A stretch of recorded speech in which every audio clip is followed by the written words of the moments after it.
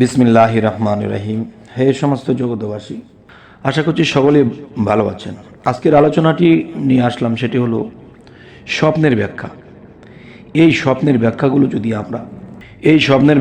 যদি আমরা বুঝে চলতে পারি, ইনশাল্লাহ আমরা ইহকাল ও পরকাল আমরা ঠেকব না। আর ইহকালে ঠেকব না কিভাবে? যেমন একটা ফ্যামিলি চালাতে গেলে একজন মানুষের ব্যবসায়ী, চাকরিজীবী একটা কিছু হতে হয়। এখন ব্যবসায়ী, চাকরিজীবী হতে গিয়ে আপনি মনে মনে ধারণা যা করেছেন তা সেই হিসেবে আপনি ব্যবসা করেছেন, কিন্তু ব্যবসায় মার খেয়ে গেছেন, লক্ষ লক্ষ টাকা ঋণ হয়ে গেছেন। এটা কেন হলেন? দেখেন, প্রতিদিনের খবর প্রতিদিন আল্লাহ জানিয়ে দিচ্ছে স্বপ্নের মাধ্যমে, কিন্তু আমরা সেই খবরাখবর পেয়েও সেটি আমরা উদ্ঘাটন করলাম না, ব্যাখ্যা করলাম না, যার ফলে আমরা বিপদগ্রস্ত হয়ে থাকতে হয়। তাই আপনাদের সামনে যে আলোচনাটি নিয়ে আসছি সেটি অবশ্যই আমাদের জানতে হবে, বুঝতে হবে। তবে আজকে নিয়ে আসবো আজান ও একামত নিয়ে যে কিছু আলোচনা। কোনভাবে আজান দিলে কি হয়, কোনভাবে আজান দিলে দুর্ঘটনা হয়, কোনভাবে আজান দিলে ভালো হয়, মঙ্গল হয়। অবশ্যই এই সম্পর্কে আপনাদের সাথে কিছু কথা বলবো ইনশাল্লাহ। সেটি হলো, দেখুন, কেউ যদি দেওয়ালের উপরে দাঁড়িয়ে আজান দিতে দেখে, তবে সে কোনো ব্যক্তিকে ফয়সালার দিকে ডাকবে। আর যদি ঘরের ছাদের উপরে দাঁড়িয়ে আজান দিতে দেখে স্বপ্নে, তাহলে সে এটাই বুঝবে যে তবে তার স্ত্রী ইন্তেকাল করবে। এবার আসি, কেউ যদি মিনারায় উঠে আজান দিতে দেখে স্বপ্নে, তাহলে এটি কি বুঝবে? এটি বুঝবে সে হকের দিকে মানুষকে আহ্বানকারী হবে এবং তার হজ করার সম্ভাবনা থাকবে বেশি। এবার আসি, কেউ যদি কূপের মধ্যে আজান দিতে দেখে, তবে এটি স্বপ্নের ব্যাখ্যা এটি হবে যে সে মানুষকে এক দূরে সফরের জন্য উদ্ভূত করবে।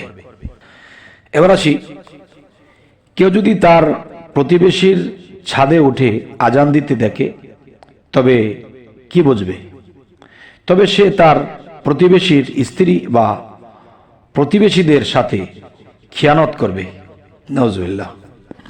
গোসলখানায় আজান দিতে দেখলে এই বিষয়টি কি বোঝায়? যদি স্বপ্নে গোসলখানায় আজান দিতে দেখে, তাহলে দুনিয়া ও আখিরাতে কোনো দিয়েই কল্যাণকর নয়, অকল্যাণই তার হবে, এটাই বোঝা যায়। এবার আসি, কেউ যদি আজান দিতে দেখে অথচ সে মুয়াজ্জিন নয়, তবে সে যদি রাষ্ট্রপ্রধান হওয়ার যোগ্যতা রাখে, তবে সে পর্যন্ত তার আজানের আওয়াজ পৌঁছাবে, সে পর্যন্ত রাজত্ব করবে। সুবহানাল্লাহ, আলহামদুলিল্লাহ। এবার আসি, কেউ যদি কাবার ছাদে উপরে দাঁড়িয়ে আজান দিতে দেখে স্বপ্নে, তবে তার দ্বারা কোনো বিদআতি কাজ প্রকাশ পাবে, আর কাবার ভিতরে আজান দিতে দেখা কোনো প্রশংসনীয় বা কল্যাণকর কাজ নয়। আচ্ছা, এবার আসি, কেউ যদি শীতাতপ নিয়ন্ত্রিত গোসলখানায় আজান দিতে দেখে, তবে প্রবল জ্বর হবে, আর যদি গরম গোসলখানায় আজান দিতে দেখে, তবে সামান্য জ্বরে আলামত।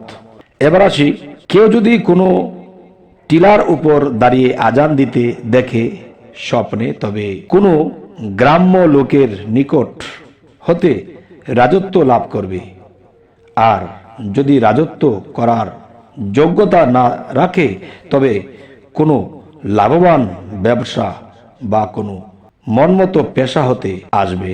এবার আসি, কেউ যদি আজানে কোনো কিছু বাড়িয়ে বা কমিয়ে দিতে বা কোনো পরিবর্তন করে দিতে দেখে, বা আজানের যে কথাগুলো আছে এই কথাগুলো যদি কেউ বাড়াতে চায় বা কমাতে চায়, বা কমিয়ে ফেলেছে বা বাড়িয়ে ফেলেছে, তবে সে বাড়ানো কমানো হিসেবে মানুষের উপর অত্যাচার করবে।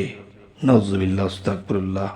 এবার আসি, কেউ যদি রাজপথে আজান দিতে দেখে আর লোকটি যদি সৎ লোক হয়, তবে সে মানুষকে সৎ কাজে আদেশ এবং অসৎ কাজে নিষেধ করবে, আর যদি ফাসাদি বা অনিষ্টকারী হয়, তবে তাকে হত্যা করা হবে।